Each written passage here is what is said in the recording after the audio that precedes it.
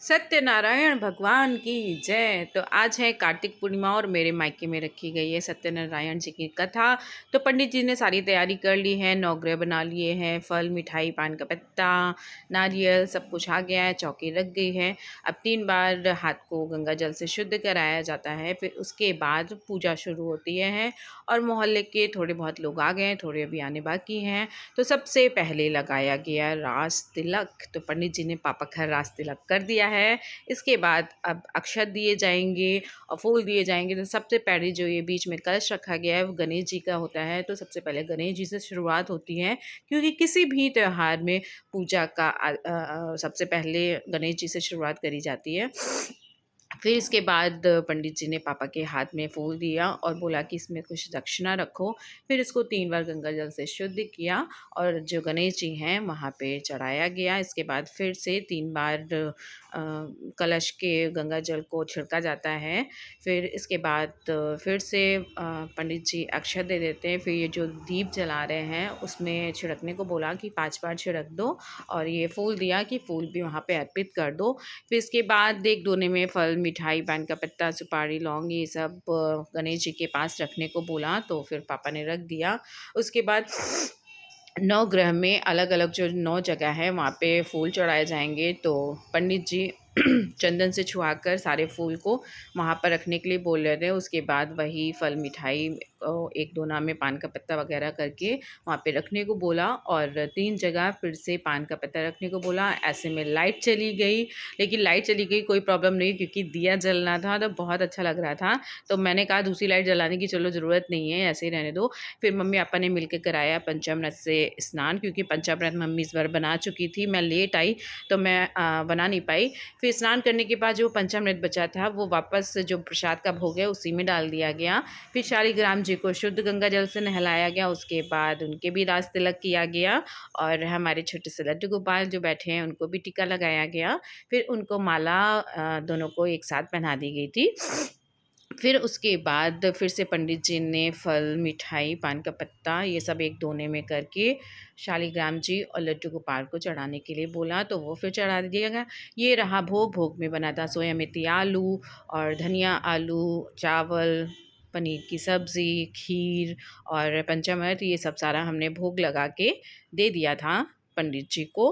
फिर उसके बाद तुलसी का पत्ता सबसे पहले शालिग्राम जी के पास रखा गया और कान्हा जी के पास रखा गया, और जो भी भोग था उसमें तुलसी जी का भोग लगाया गया उसमें। फिर उसके बाद पंडित जी ने गाना गाया कि आओ भोग लगाओ मेरे मोहन। फिर इसके बाद पंडित जी ने शंख की शुरुआत कर दी थी कि मतलब अब कथा शुरुआत होने वाली है। तो इस तरीके से कथा में 5 अध्याय हैं, तो एक एक अध्याय पूरा होता जा रहा था और पंडित जी शंख और घंटी बजाते जा रहे थे। तो इस तरीके से हमारे घर में सत्यनारायण जी की कथा समाप्त हुई। इसके बाद आ गया था समय हवन करने का। तो हवन उस जगह हो नहीं सकता था कि जगह नहीं थी। फिर दूसरी तरफ हम लोगों ने हवन की तैयारी शुरुआत करी। तो आम की लकड़ी वगैरह पंडित जी ने रख दी है। फिर इसके बाद ये सब लोग हम लोग बैठे हैं, देखो इतने इतने लोग बैठ गए हैं हवन में। बाकी भाई लोग बीमार थे तो बैठ नहीं सकते थे, तो कोई बात नहीं, उनकी वाइफ भाभी लोग बैठ गई थी और बच्चे सारे बैठ गए थे। फिर पापा ने 5 बार पेड़ा को मतलब मिठाई को हवन में रखा और एक केला रखा।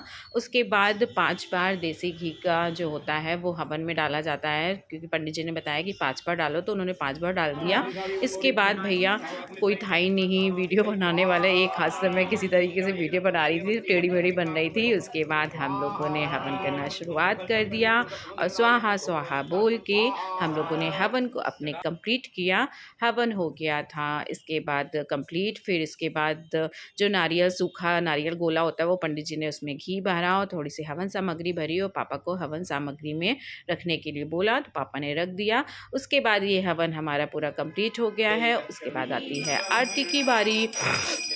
तो पंडित जी ने आरती भी बहुत अच्छी गाई, सत्यनारायण जी की आरती गाई और लक्ष्मी जी की आरती गाई। तो इस तरीके से हम सब लोगों ने आरती करी। और आरती में यार जब मैं कर रही थी तो मेरी किसी ने वीडियो ही नहीं बनाई, मुझे बहुत तेज गुस्सा आई थी, पर कोई नहीं, मैंने दूसरों की वीडियो बना दी है। तो उसके बाद भाभी लोगों ने खुशी ने, पंखुड़ी ने और जितने में पापा के मोहल्ले में जो रहता है उन सब लोग लगातार आके आरती कर रहे थे। आरती सच में बहुत ही किस्मत वालों को मिलती है, पूजा भी बहुत ही किस्मत वालों को मिलती है। सबको नसीब शायद नहीं हो पाता है, पर जिनको नसीब होता है वो बहुत बहुत आभारी होते हैं कि प्रभु ने हमें अपनी शरण में बुलाया है और हम उनकी आरती, कथा, गीत वीत सब होता है जो पूजा में, वो सब हम कर लेते हैं। तो ये कथा बहुत ही अच्छी लग रही थी और इस तरीके से हमारे यहाँ फिर बाद में पंडित जी ने कहा कि अब गोल गोल घूम जाओ, आरती लेकर और भगवान की तरफ आरती को थोड़ा अर्पित करो। फिर उसके बाद थाली मुझे पकड़ा दी गई।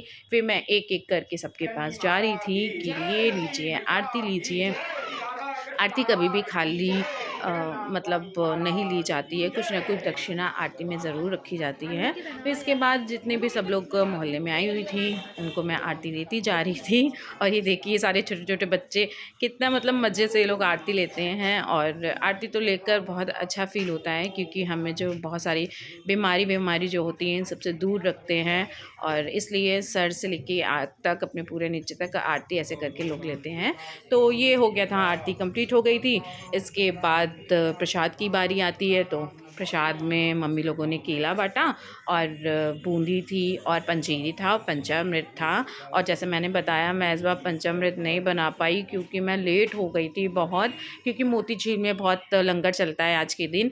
तो हमारे गेट के बाहर बहुत सारी पार्किंग उन्होंने लगा दी थी, तो इसलिए मैं लेट हो गई थी। पर कोई नहीं, बना नहीं पाए, लेकिन प्रसाद हमेशा जाता तो पंचामृत मेरे ही हाथों से है। तो मैंने फटाफट पंचामृत निकाला सारा ग्लास में, पर प्लेट भारी हो रही थी तो मैं उठा नहीं पा रही थी, तो मैंने भाभी को दे दी कि आप बाँट दो। फिर मैंने लगा सारा दिया था।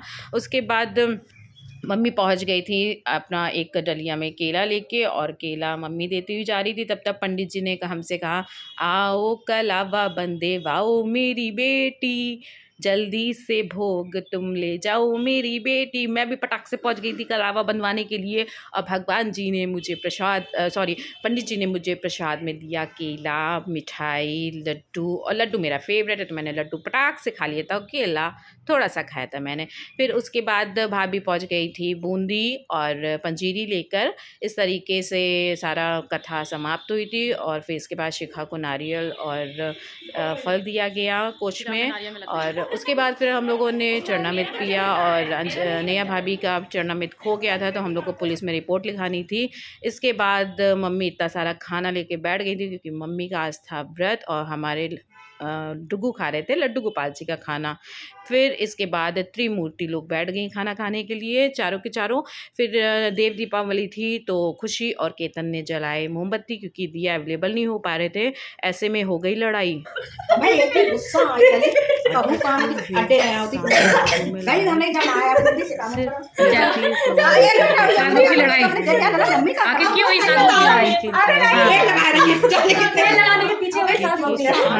कहाँ लगा रही थी तेल?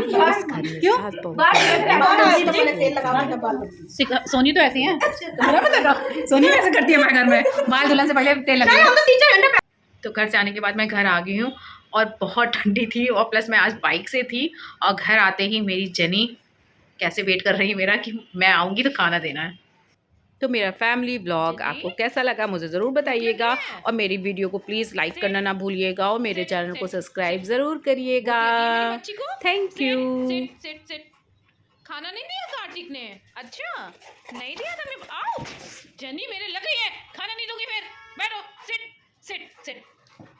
कार्तिक भैया ने खाना नहीं दिया था, हम कार्तिक की पिटाई लगाएंगे, ठीक है? बैठो, चलो खाना देते हैं, चलो खाना देते हैं। खाना चाहिए मेरी बच्ची को, अभी खाना देते हैं। बैठो बैठो बैठो, सिट सिट, बस। गुड गुड गर्ल, चलिए मेरी बहुत गुड गर्ल है। हाँ हाँ, दे रहे हैं।